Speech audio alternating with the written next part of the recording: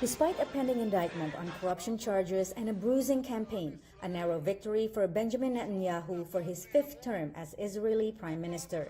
President Donald Trump congratulated his close ally.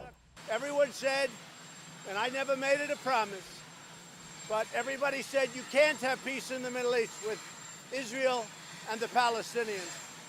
I think we have a chance, and I think we have now a better chance with Bibi having won. 2 weeks before the election, Trump invited Netanyahu to the White House and recognized Israel's sovereignty over the Golan Heights, which it annexed in 1981. Many say it gave a boost to Netanyahu's re-election bid. Campaign advertisements in support of Likud and Netanyahu were big billboards outside Tel Aviv and other places, showing a very sort of warm scene between Trump and Netanyahu entitled "In a League of Their Own."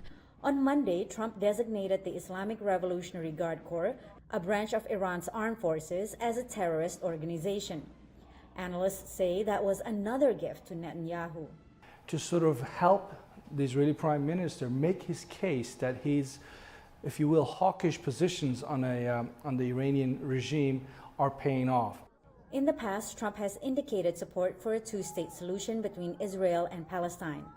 The White House said it would release its Middle East peace plan after Israel's election.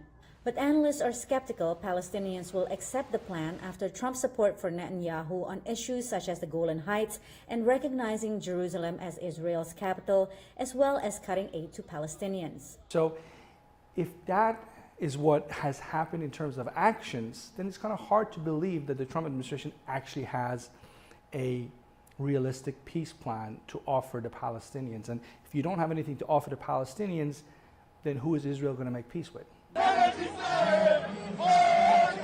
On the eve of the election, Netanyahu promised to annex parts of the Israeli-occupied West Bank.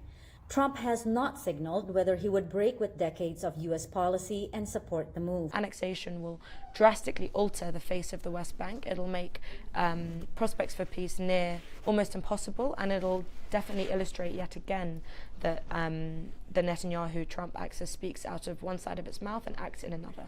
A lasting Middle East peace deal has eluded U.S. presidents for decades. Trump's version, spearheaded by his advisor and son-in-law Jared Kushner, is likely to be unveiled after Netanyahu forms a government coalition. The White House says that despite accusations that the administration is not an honest broker, the plan will demand compromises from both sides. Patsy Widakuswara, VOA News at the White House.